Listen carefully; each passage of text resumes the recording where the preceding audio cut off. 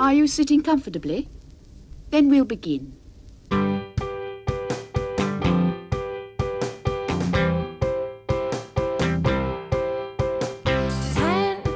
minutes left. Yeah, but there's still some time. It's not the final score. We need more than the numbers we're given. Show us you live and breathe the game. You're more than a name. That's what we came for. We can bring you more than the score. Every story. Let's take this thing off of the field into the real world away from the numbers.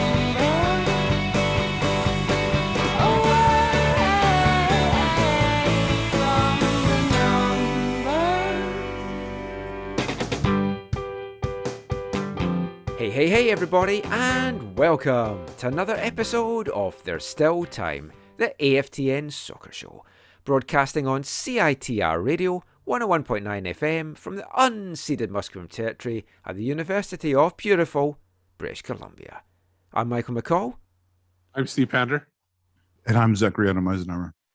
And Happy New Year, everybody! It's our first show of 2022. Although, depending when you listen to the last episode, that would be our first show of 2022. But this is our first proper recorded show of 2022. How did you guys bring in the new year? Just the usual. I had a torchlight procession through the streets as if I was back in Scotland. I got a little bit snowy. Had a mince pie, some Baileys, an iron brew, some sausage rolls. My usual healthy Scottish New Year. What about you guys? Quiet? Spent most of it with Stella. Don't tell Sadeep. But no, Stella Artois. But mostly with He's the family. nice. Mostly with the family. I think I saw Stella Artois on RuPaul's Drag Race. I just hung out with family. Yeah, I'm not a big New Year's person. I genuinely don't like New Year's time. I never have. I don't really know why. I find it quite a maudlin time of year. And it's just an excuse for folk to drink too much in Scotland, and then chaos breaks out usually. But I tried to do something different, like when it actually turns into New Year, so I could say I spent like 2 years doing something. I remember once when I was like in my teens, I spent New Year's on the toilet, so I could say that I spent 2 years on the toilet. We did go to, I can't remember the name of the place now. It was a torchlight procession through the streets, and it was just an old traditional ceremony. It was wonderful. Somewhere in Perthshire, and the name totally escaped me. Torch as in like fire, or fire? do you mean Yeah, like, fire. Okay, because I thought you meant flashlights, possibly. No, fire. Anyway, let's move on from our New Year celebrations. This is our penultimate sort of year in review shows that we're doing. The last two shows that we're going to do, we're going to be focusing on the Canadian national team setups. Next time round, we're going to be looking at the women's team and their wonderful gold medal win and chatting about women's soccer in Canada. We'll have our good friend Harjeet Jahal on the show. In this episode, though, we're turning our attention solely to the Canadian men's national team. And what a year. Canada started it with a January preparation camp. There was uncertainty over where and if really the World Cup games would and could have been played. But then they ended 2021 on top of the world. Well, on top of CONCACAF, which is like the world. They're leading the octagon. They've got 1 foot on their plane to Qatar. Hopefully they've got hotel accommodation booked, because I was reading a thing that you can't get any hotels in Qatar at World Cup time at the moment. Whether they're all suddenly going to open up at extortionate prices, I guess we'll find out. Canada started 2021 72nd in the FIFA World Rankings. They finished it in 40th spot. Their joint highest ever position which I'm pretty sure is going to be exceeded in 2022. They did reach those dizzy heights before in December 1996. They're still 2 places behind Scotland though, so just cool your jets on that one, guys. Scotland went up 10 places this year, just as an FYI. Canada were the most improved side overall in the world. Rankings-wise, they went up 130.32 points. A massive gain for them. The national team played 19 matches this year, all of them competitive games, not a friendly in sight, so that's quite a rarity. And crazy, really, considering how little they've played competitive matches in recent years as well. 14 World Cup qualifiers, 5 Gold Cup matches, and out of those 19 games, 13 wins, 4 draws, just 2 defeats. Both of those defeats coming at the hands of the traditional CONCACAF powerhouses of the US and Mexico, and both of those came in the Gold Cup. 55 goals scored by Canada, just 11 goals given up over their 19 matches. There were 16 goal scorers altogether, along with 2 own goals. Kyle Larin led the way on 14, Jonathan David on 7, Lucas Cavallini on 5, Alphonso Davies on 5, Junior Hoylett 4, Tejon Buchanan 3, Stefan Eustachio 3, Theo Corbeau 2, Mark Anthony Kay 2, Jonathan Osorio 2, and then 1 apiece for Bro Guard, Hutchison, Johnston, Laria, Sturing and Wotherspoon. So we're going to split a rundown into pre and post Octo and throw the Gold Cup in there as well. So let's kick things off by looking at the pre-Octo World Cup qualifiers. 6 matches played in the first and second World Cup qualifying rounds between March and June. 31 goals scored, just 1 goal against, and that was in the first match. There was a 5-1 win over Bermuda, an 11-0 win over the Cayman Islands, 7-0 win over Aruba, and then wrapping up that first stage with a 4-0 win over Suriname. Haiti were dispatched 1-0 in Haiti, 3-0 in Canada. Steve, what a start to the year. Yeah, and you mentioned earlier that they climbed so much, and it's basically getting rid of all those dead times where they had no games and putting in all these games that they've had this year. So that's the massive jump right there. But great start. The teams that they should have beaten all over the place. They deposited a lot of goals in the Cayman Islands. I'm not sure what else they deposited while they're there, but actually the games weren't there. Where they were in? No, they were in North America, so nothing fishy going on there. But I'm still gutted that we couldn't go and do our road trip, because that would have been imagine going to Aruba and the Cayman Islands. Yeah, another year possibly. Yeah. Haiti was the game that I think we did a live show for a street watch along. Yeah, not from Haiti. No, not from Haiti, from local. Yeah, but overall, a great start. I know everybody. I remember that when they allowed that first goal to Bermuda, everybody was talking about the fact that Bermuda allowed that goal to Bermuda. But after that, they shut everybody up and they shut everybody out as well. Yeah, it was the beginning of something pretty awesome. Like at the time, you felt okay, like this is they're crushing these teams they should beat, but we've seen that it really was them laying a foundation and building this squad and building a culture and the chemistry as well. Yeah, totally. Just building towards what's been an absolutely exceptional year in the history of the men's national team. I think with those early games, you talk about the culture and the chemistry and everything, you saw players commit to going and playing in these matches, whereas in years past, some of the bigger players, some of the ones in the European clubs, Steve, they've pulled out. They haven't come over to these games. Yeah. Here you had Fonzie, you had Larin, you had guys, David, all coming over from Europe to play in games that you knew Canada were going to win comfortably, but they wanted to be a part of this.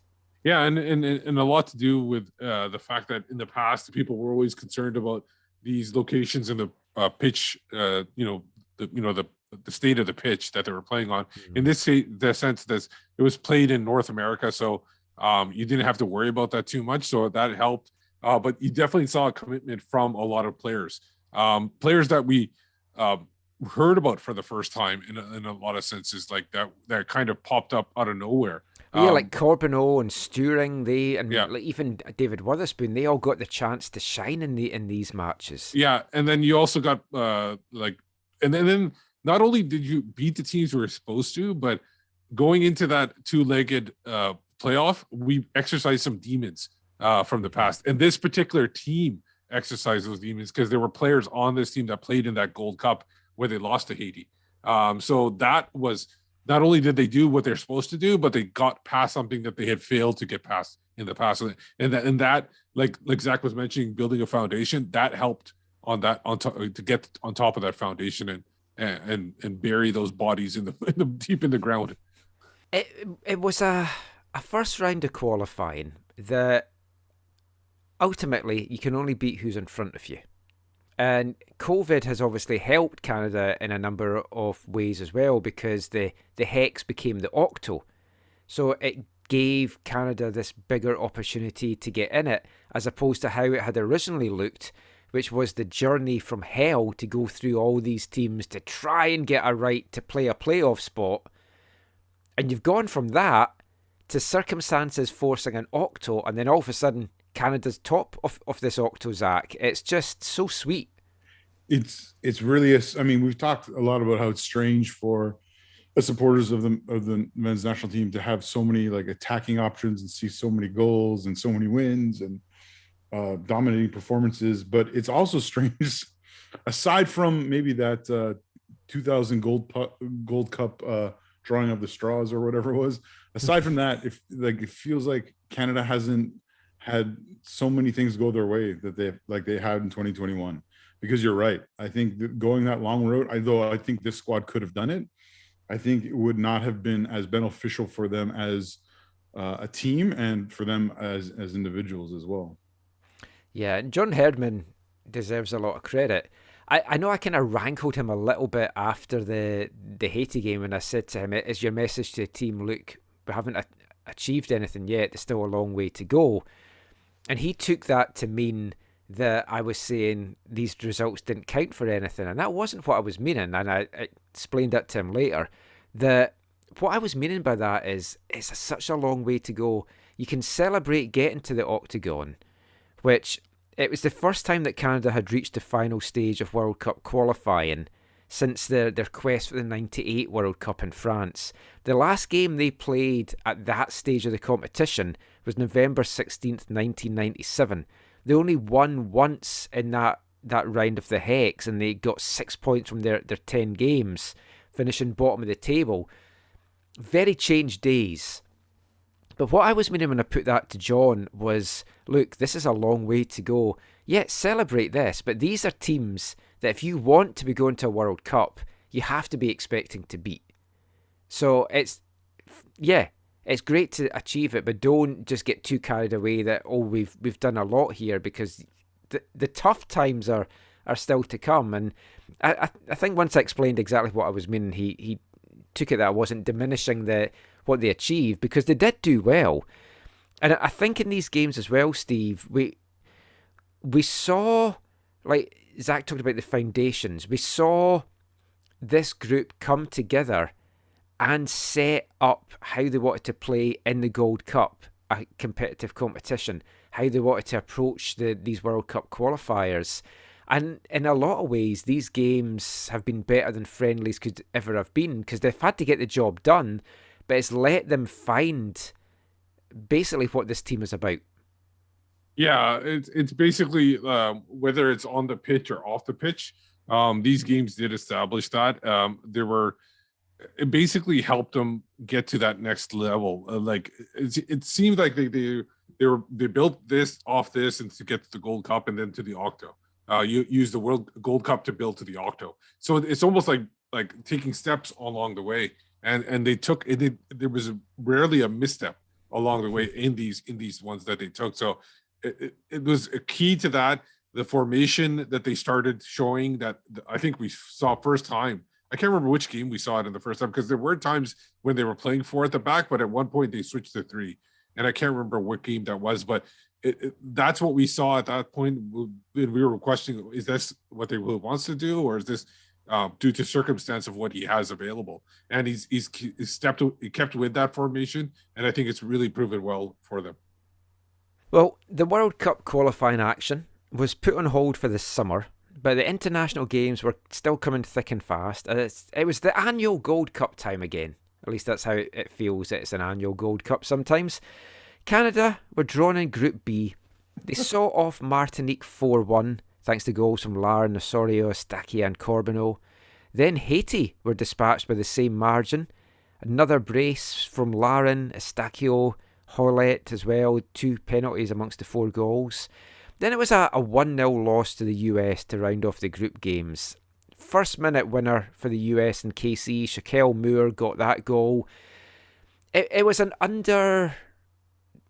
understrength squad for both Canada and the US, because some of the players that had been playing full seasons in Europe and been part of the World Cup qualifiers had been given the summer off, and it was a chance for John Herdman to look at some young guys.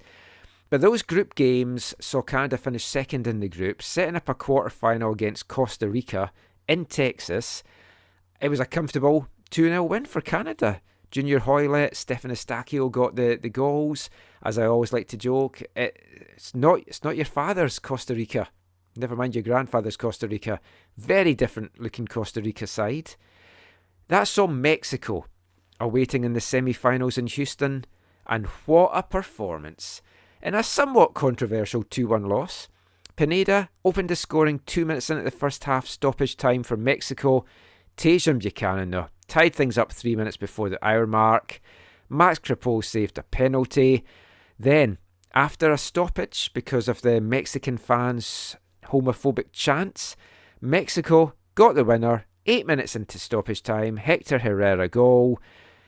Disappointing way to go out, Steve. But it was a tournament that showed Canada's depth, showed their talent, and it started what is becoming a more and more intriguing rivalry and some tetchiness with Mexico. Yeah, especially during that game, there was, I think it was Richie Larea, was pronounced differently at the time, but Richie Larea, he seemed to, something seemed to be said, and that's when Max Crepeau really got into, like, with some of those Mexican players as well. I think that was the time when that happened. Oh, yeah. So, as Max said when I asked him about that, it's like, I've just had enough of this shit.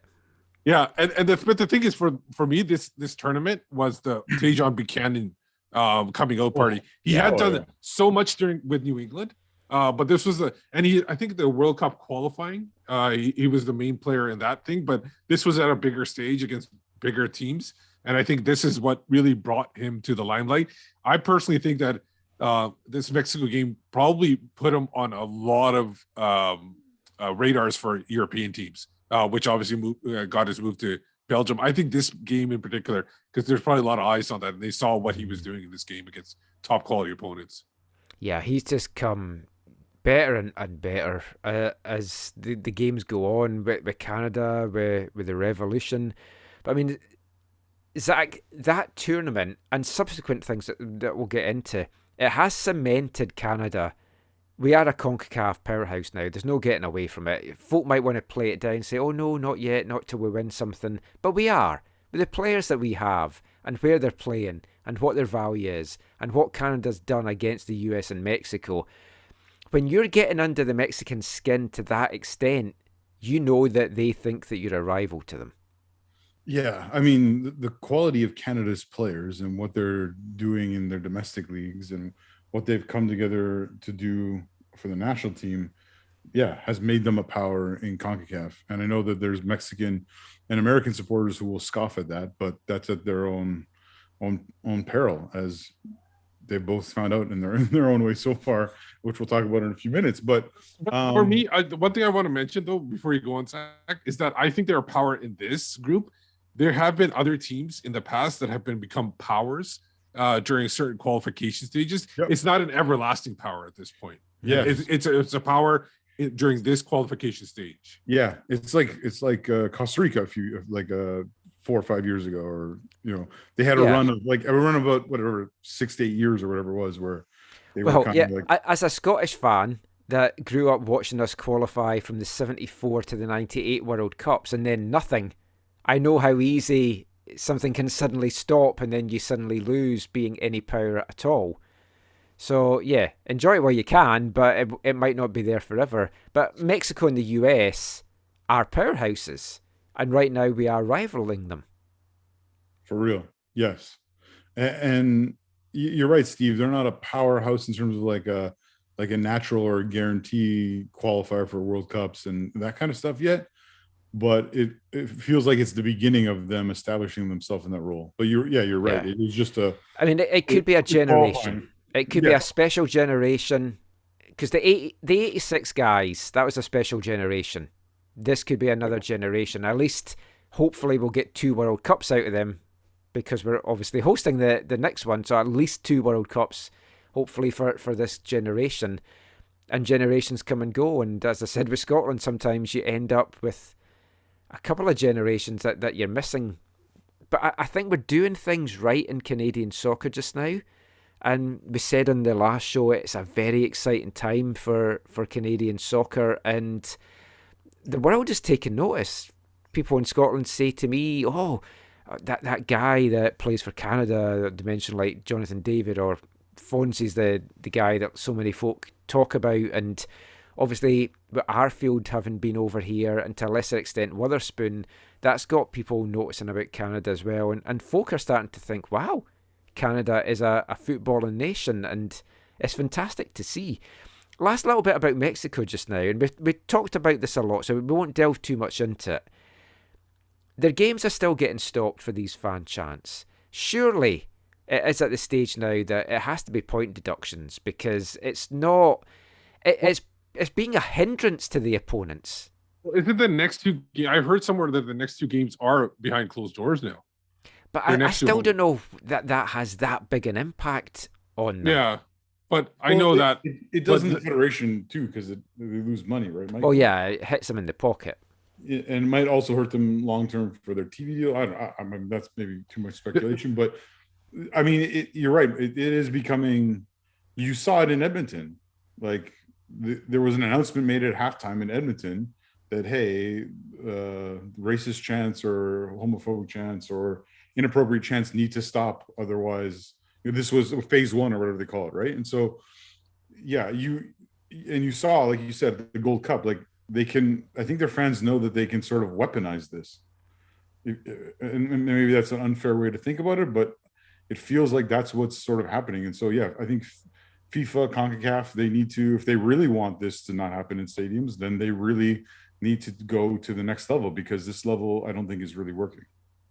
The one radical thing that came into my head during that time, because like you say, you have stoppages of games. The one thing is that maybe eventually you give a red card to the Mexican team and they have to take a player off in that game.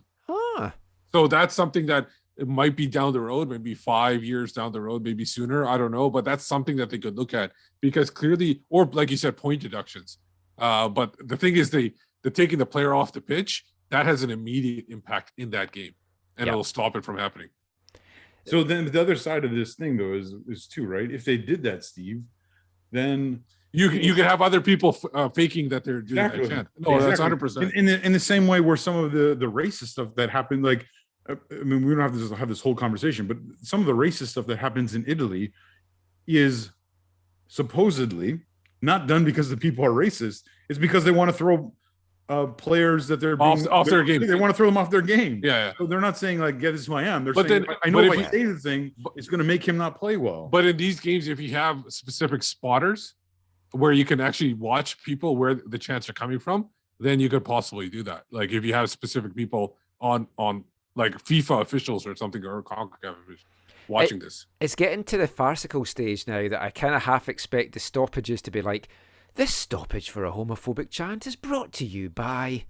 And they'll end up just getting some sponsorship money out of it. Oh my. But that seems a good place for us to take a little break just now. We've looked at the first half of the year. We've looked at the qualification that got Canada to the Octo. We've looked at the distraction that was this summer's Gold Cup. We're going to be back looking at the first 8 games of the Octo. 8 games that saw Canada finish the year the number 1 team in CONCACAF. And we'll be back looking at all of that after this. This is Atiba Hutchinson, and you're listening to the AFTN Show.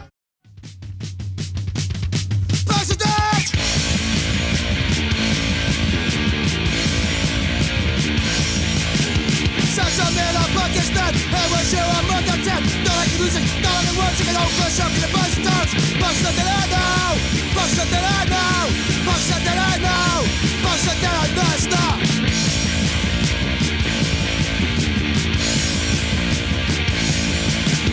Battle box and we don't care, the bus price and the hair. No, no truck is the advice, no, the bounce, and the names. Bucks that I know, bucks that I know, bucks that I know, bucks that I know.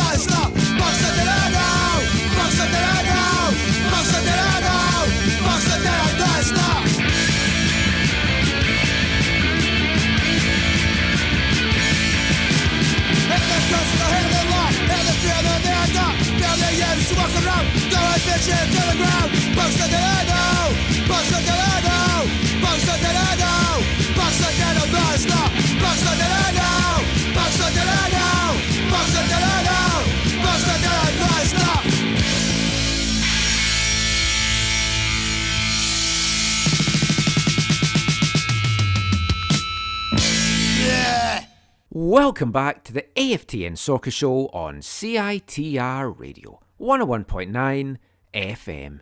And kicking off this part, it's our new Artist of the Month here at AFTN. Our first Artist of the Month for 2022. Blowing some of the New Year cobwebs out of your ears there. From Edinburgh, Scotland, punk legends, The Exploited. With a title track from their seminal 1981 debut album, that was Punk's Not Dead. And if you're long-time listeners to the AFTN Soccer Show, you'll know that we feel that Punk's Not Dead, and we have got some punk classics coming up from The Exploited over this month. You might want to turn your volume down a little bit. But let's get back to the football chat now. So in the first part of this episode, we looked at the initial World Cup qualifiers that got Canada into the octagon. In this part, we're going to look to see how that has started. We all know it's finished well.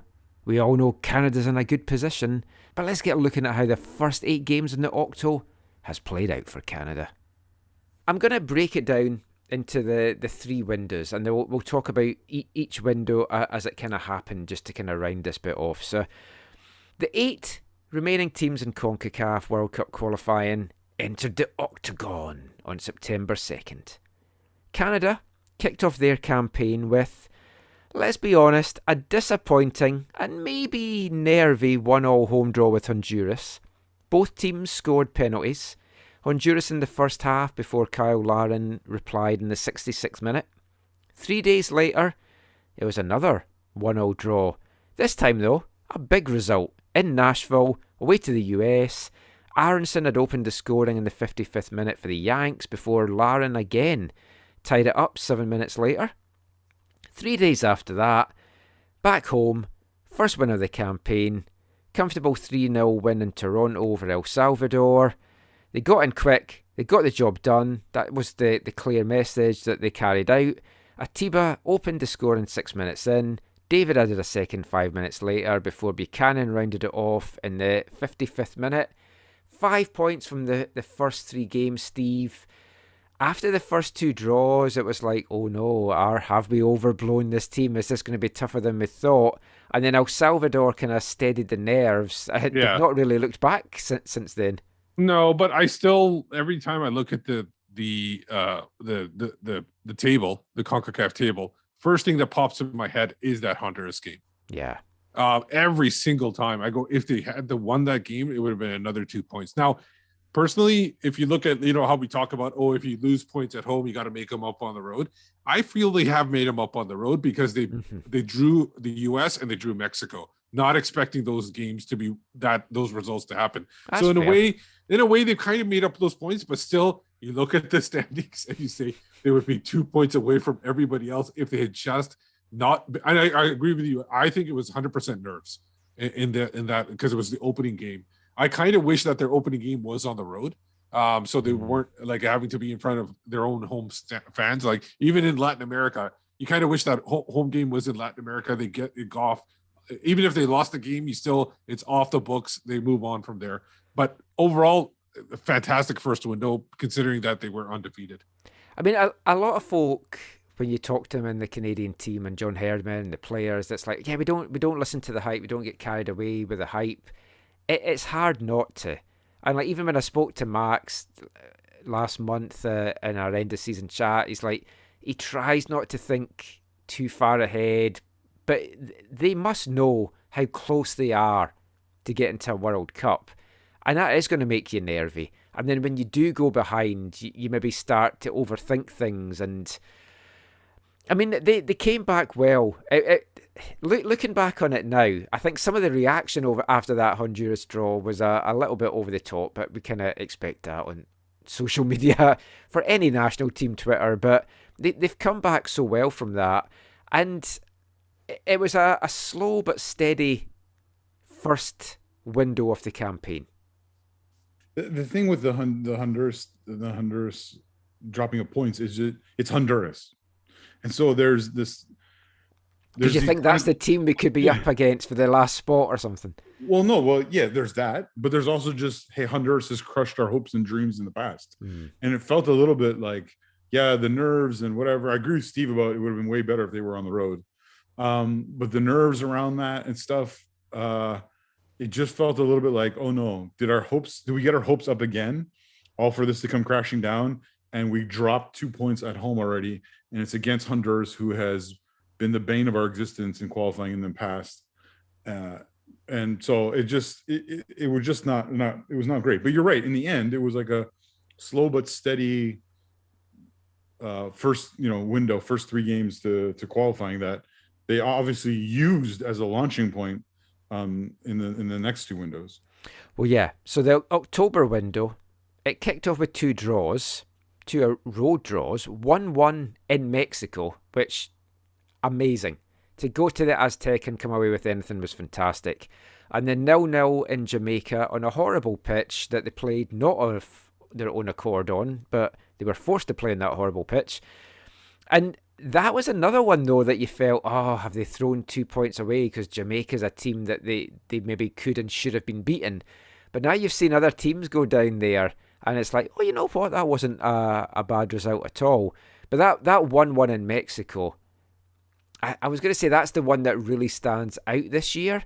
But I guess the 2-1 win over Mexico in November probably stands out more because they got the 3 points. But yeah, but the thing is, going into that place where I think we mentioned before, there's only a few teams in qualifying in CONCACAF. I can't remember the numbers exactly, but we brought it up on a previous show. It was something like that. No team had done it since the 40s or the 50s, and I believe no team has gotten points in qualifying from the US and Mexico ever.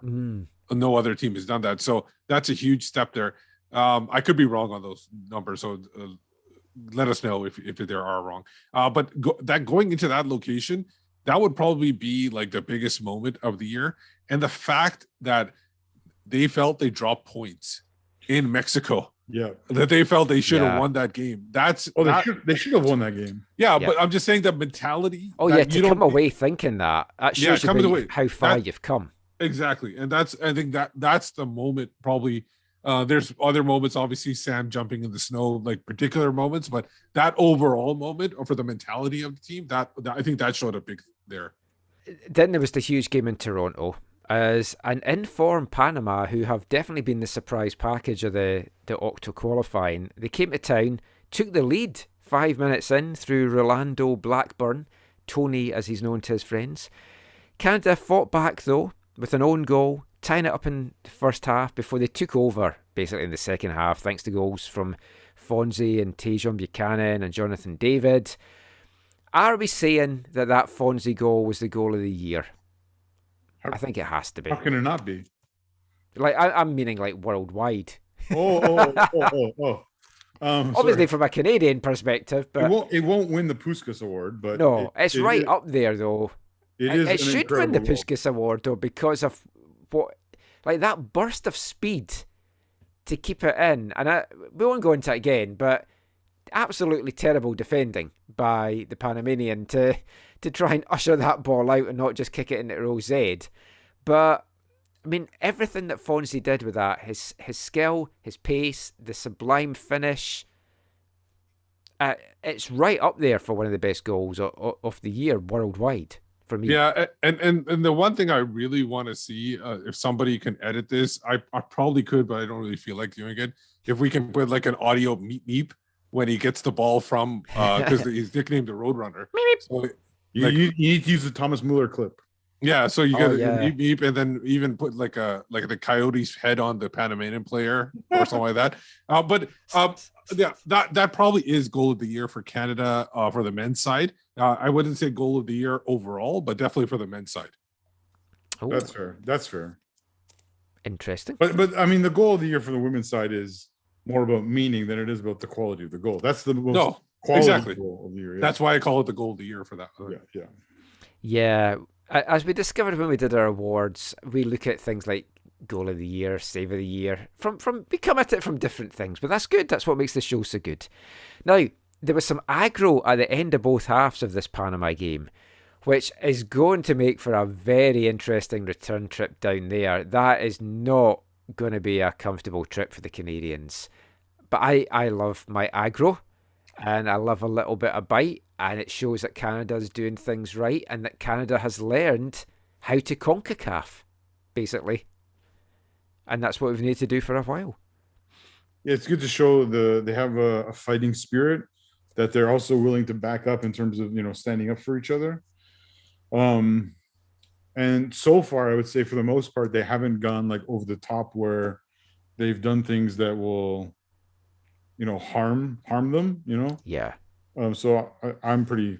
And they've been good at walking away as well and not getting embroiled, because it'd be so easy. Like, Richard Larea is such a good player, and we've talked about this in the show. He needs to calm it down a notch because other teams are going to see that and try and pick on him and try and get him sent off, either during the game or after the final whistle. So he needs to kind of hone that anger. Max is starting to show that kind of side as well, that you maybe just want to just dial it down a little bit.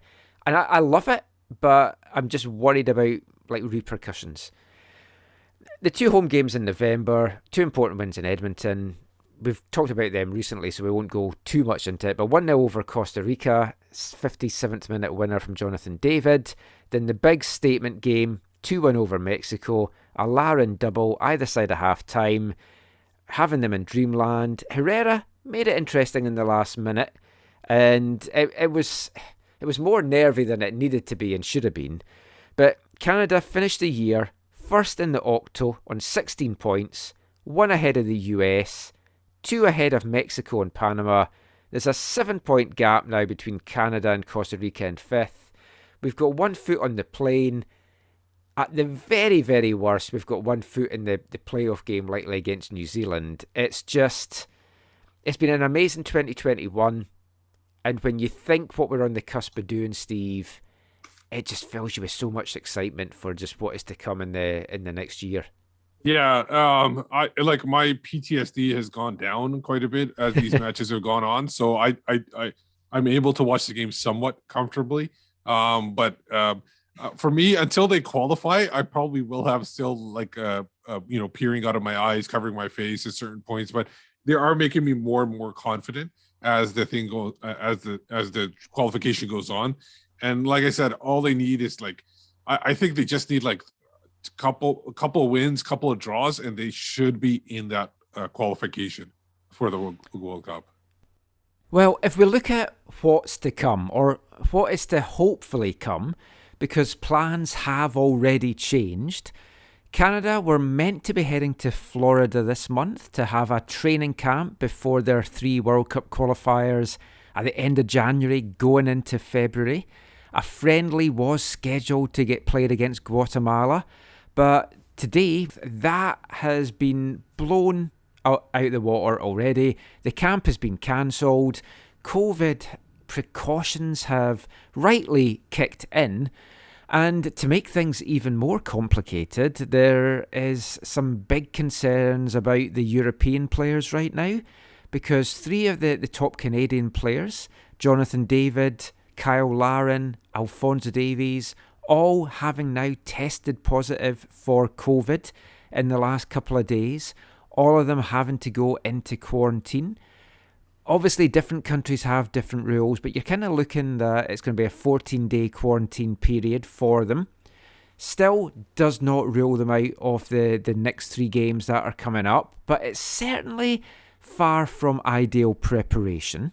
You obviously want to make sure that they're at peak physical conditions, and depending how bad they've actually got COVID this time around, will kind of determine how much training they can do, etc., etc. To give you an indication, one of my best friends in Scotland right now, John, and his wife, they're triple vaxxed. He works in a hospital, she works in a care home.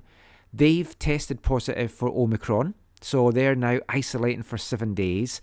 And he feels like shit. He's like choked up with what feels like a really bad flu and just aching all over. So we don't know how bad these 3 players are, but you hope it's more on the mild side, because that is not ideal preparation for the games coming up.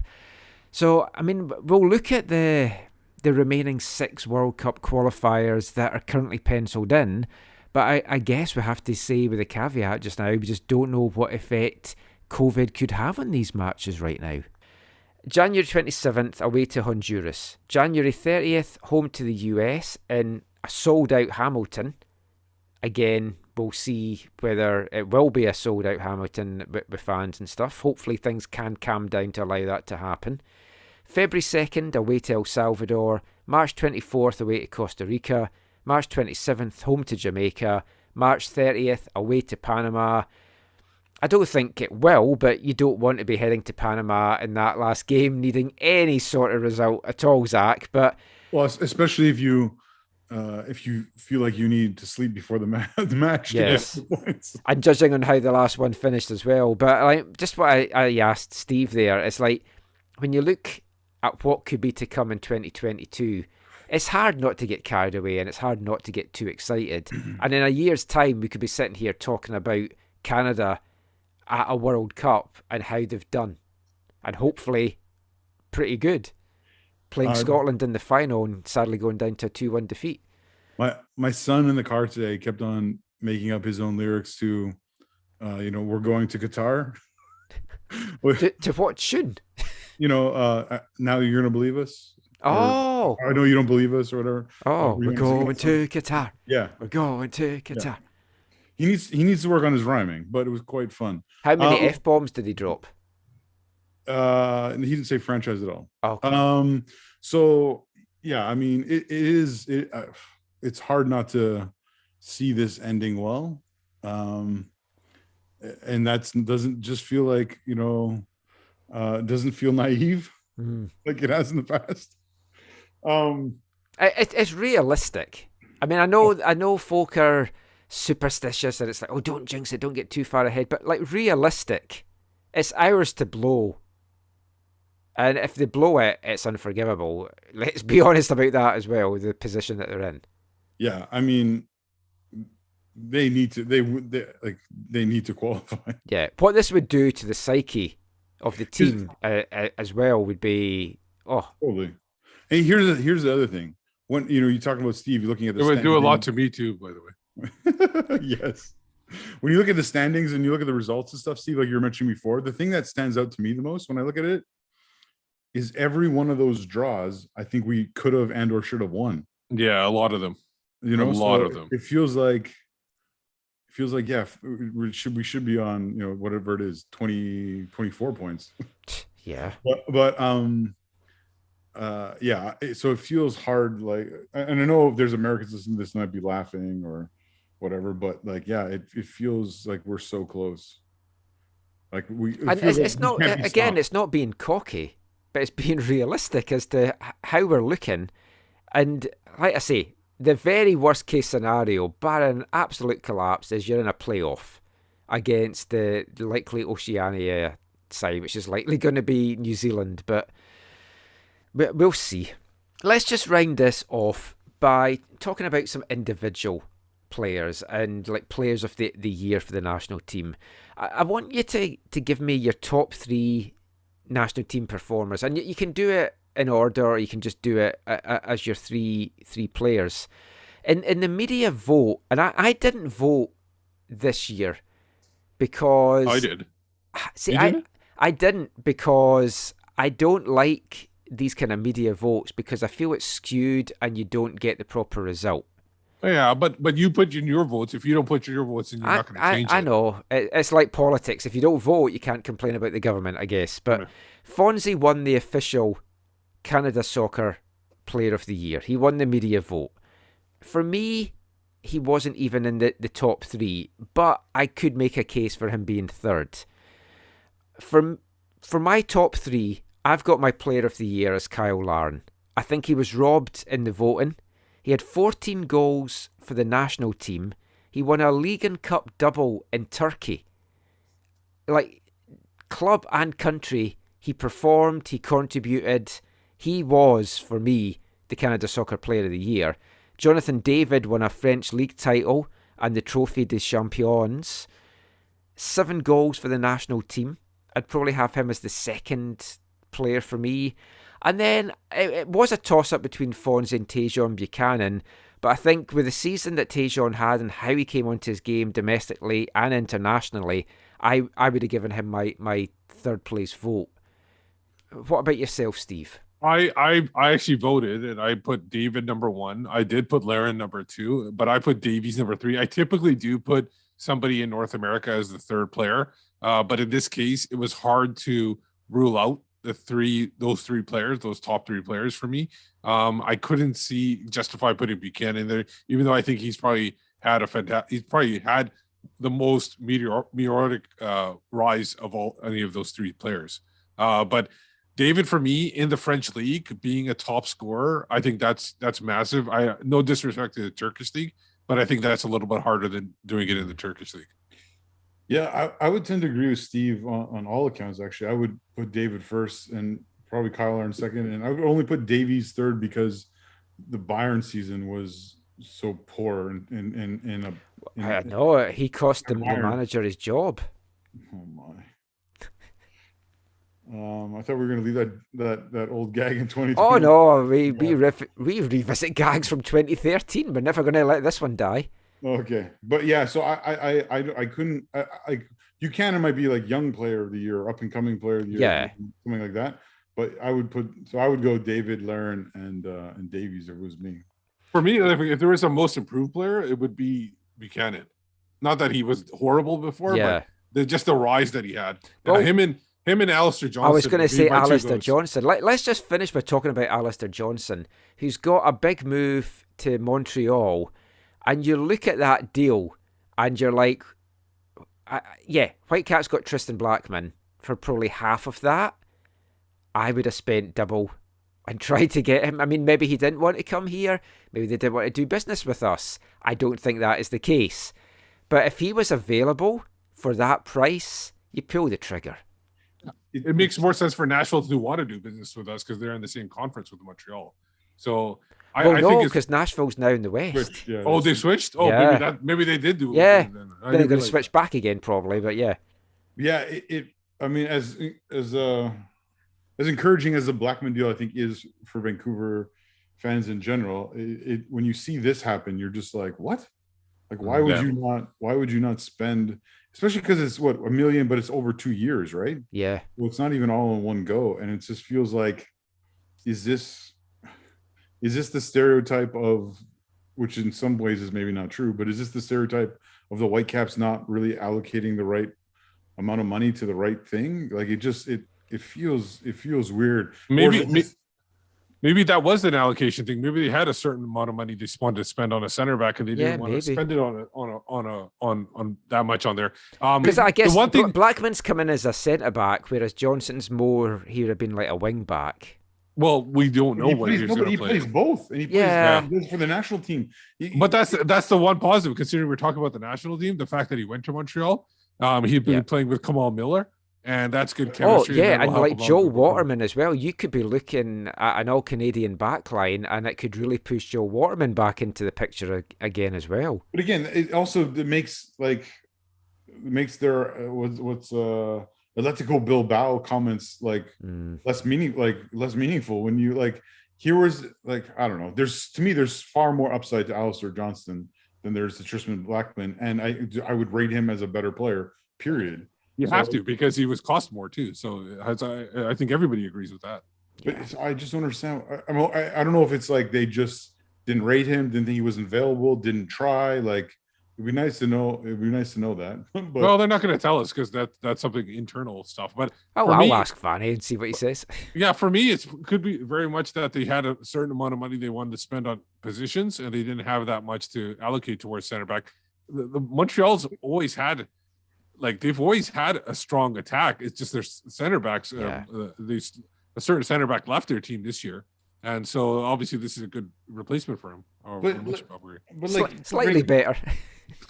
But to me is Alistair Johnston fits what they want to do even more than Blackman. Yeah, I agree. As a bigger club, because there's a greater chance, I think, for you to move him with his international status, to move him on to Europe and sell him and make not funny money, make real money.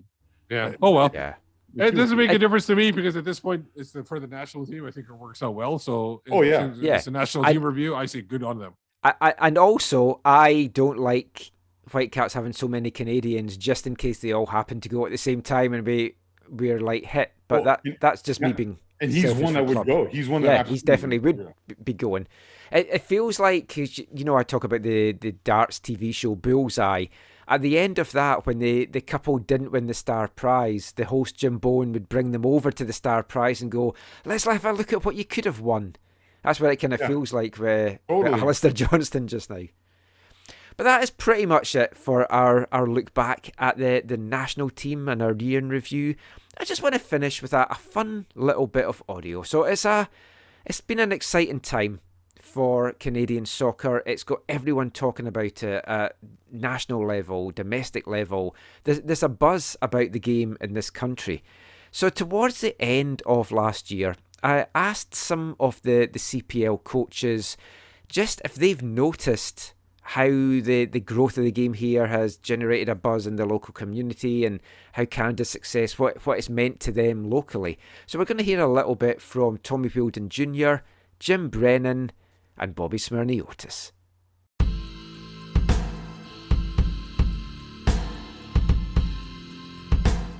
I wanted to change the subject just a little bit, Tommy. You're coming up for 20 years here in Canada. You've seen a lot of growth in the game. You've been involved from grassroots level up to pro level.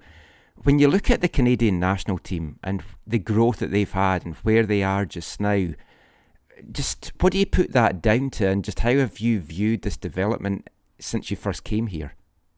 Do you know what? It's been as small as my role has been in this change the landscape of Canadian football. It's been a very much enjoyable one. I've said all along, you know, this is a country that I've been adopted by, and it was always my part to help, you know, bring and change and be one that, as John Erdman put it, put a shovel in the ground and say, look, we'll do what we can to help you.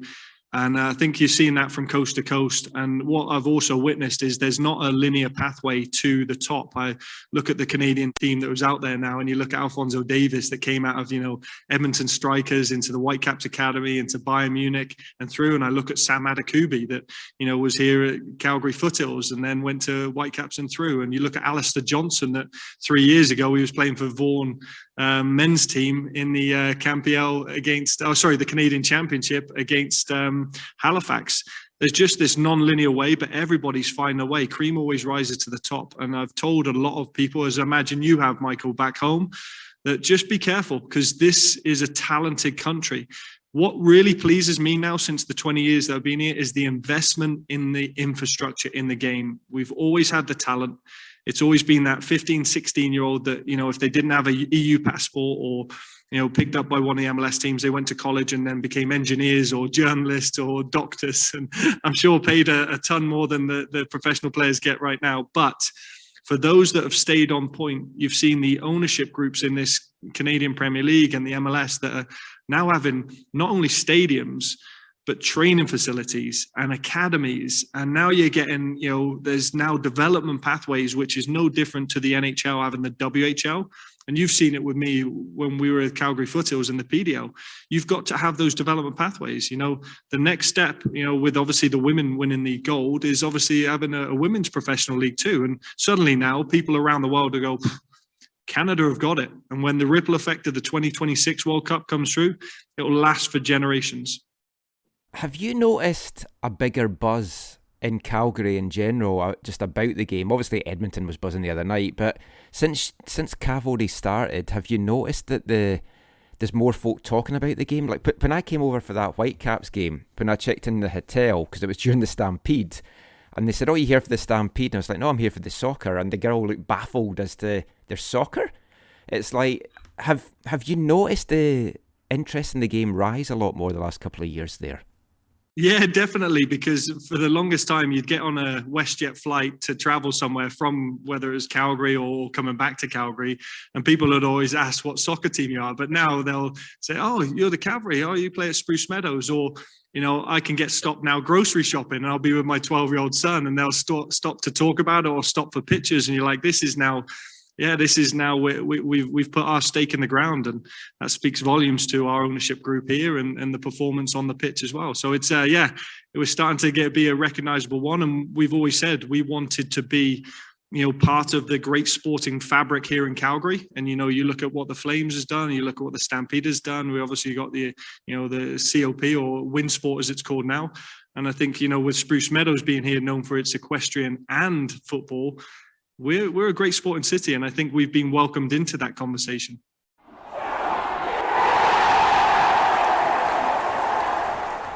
Now, you've been involved in the Canadian game for a number of years now at all levels, from grassroots up, and you've seen the success of the CPL. Everyone knows how much it was needed.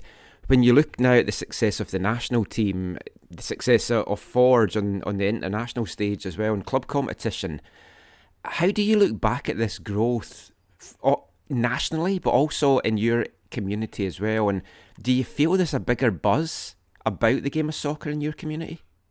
100%.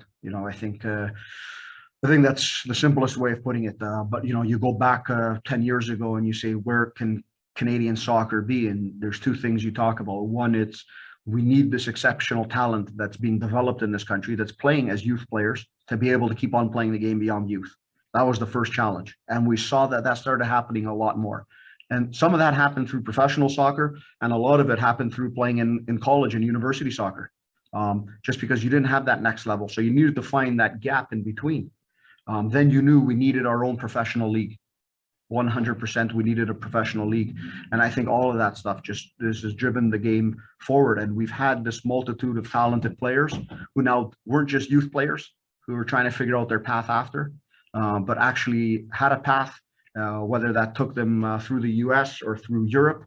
And we see these players succeeding. And once you have that, the game just starts growing exponentially very quickly.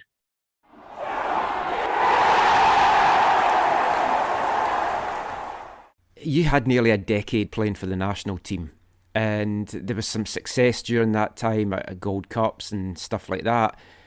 Could you have ever imagined that the programme would be where it is now from where it was when you were there? And have you noticed a different buzz in the community and in soccer circles that there's more interest in the game now? Yeah, there is. I think with when you look at it with our national team, it was all the players were playing overseas. It wasn't really a domestic league when I was younger, and you had to head overseas. And with Major League Soccer, now the Canadian Premier League, it's creating more of a buzz around the country, and it helps as well that the national team, that program is on a high rate now. The players that they have on paper, it's absolutely amazing to see, and to see where they are. And look, for them beating Mexico at home, and the next morning, looking at your phone, seeing the standings and Canada's on top. When have we ever seen that before? And that buzz is massive for them to get 50,000 for those two games. And even when they're in Toronto, they get huge crowds. And I think it's like anything, especially in Canada, and people want to be a part of success, and people want to be a part of something that's winning and something that has a momentum. People want to jump on that train, and people are doing that right now. They're buying into that program, and it's exciting to see. And it's great with the Canadian Premier League as well, with teams across the country, the support. Your people that weren't big football fans all of a sudden now are starting to become football fans. They're starting to come out to Canadian Premier League games. They're going out to MLS games now. Now they're following the national team. So that buzz is there, and everybody seems to be jumping on board with it. And that's what we need. We 100% needed that national team to be where it is today and be successful. And if they get to the World Cup, it's just going to grow this game in this country even more.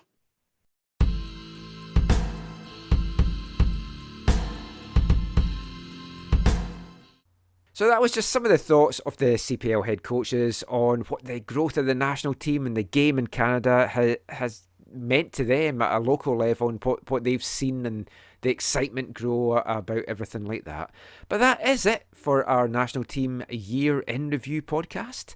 For the men at least. We hope you've enjoyed it. We'll be back soon with another one focusing on the women. But that's not quite it for this AFTN Soccer Show, because we've still got time for this episode's wavelength. And what I'm going to do this month, since it's a new month for a new year, and it's a World Cup year, and it's a World Cup month, if the qualifiers hopefully get underway at the end of this month back in CONCACAF, I'm going to play all wavelength songs this month that's got a World Cup flavour.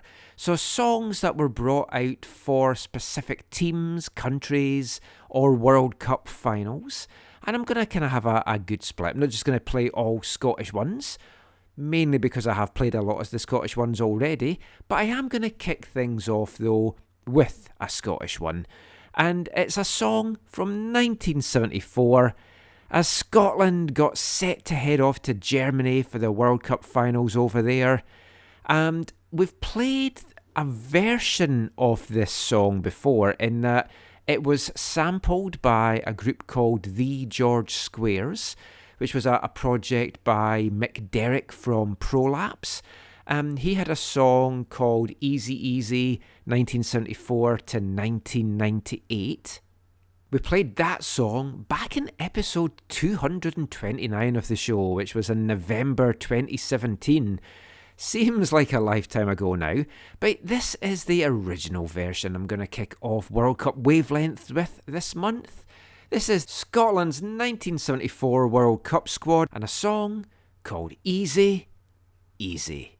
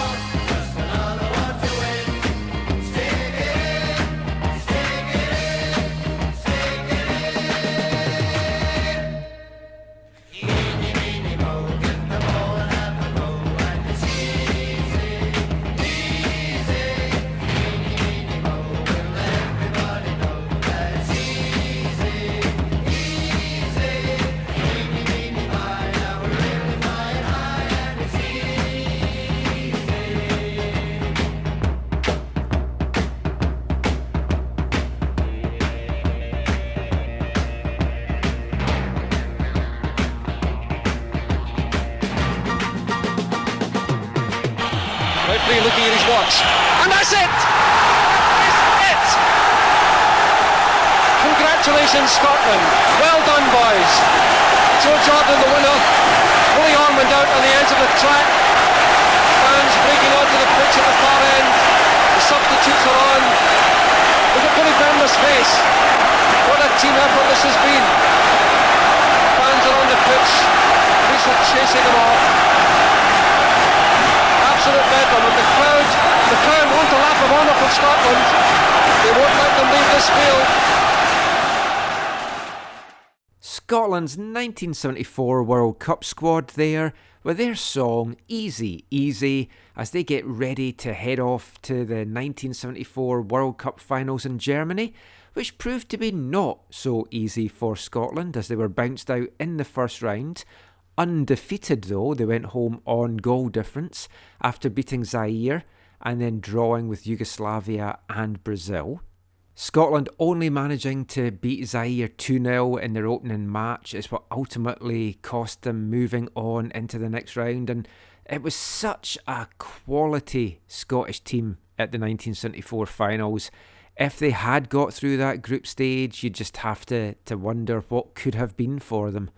But that is also a quality song, a great example of World Cup music. We'll bring you some more this month, and that one was very much of the times from 1974. It's got that glam rock, that Bay City Rollers feel to it. Hope you enjoyed that one. It's certainly one of my favourite songs from a kind of football teams singing football songs part of the genre. We'll have another one next episode. But that is it now for this episode of the AFTN Soccer Show. Just before we go though, Steve, let everyone know where they can find you online. And any final thoughts? You can find me on Twitter at WhitecapsBeat, and no matter how you pronounce it, Richard Durena, good player. Zach?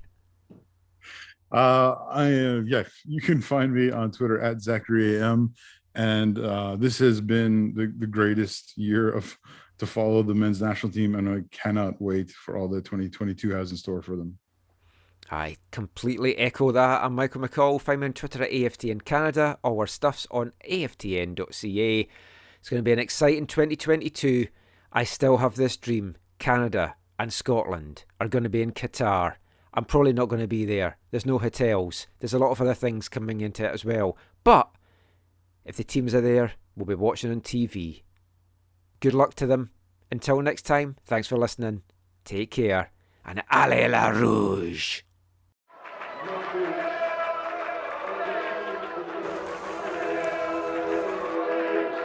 Going to your first match is an experience you never forget. The atmosphere of what's going on around the pitch looks beautiful, and you always look and go, wow, I'd love to play here one day.